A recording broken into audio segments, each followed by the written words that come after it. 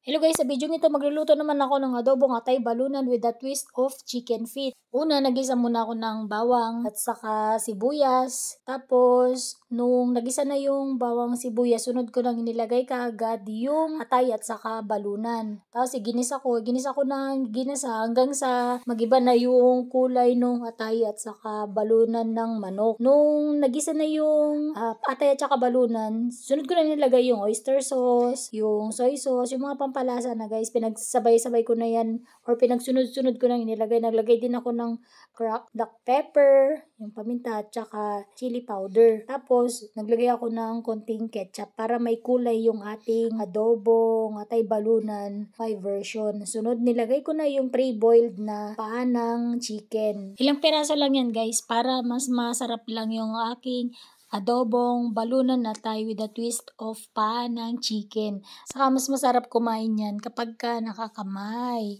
So, nagdagdag din ako ng kunting asukal para mag-blend yung lasa ng alat, tamis at saka kunting asim galing doon sa ketchup. Ready to serve na to guys. So, salamat sa laging panonood ng aking mga video at tapusin sana ito hanggang sa dulo.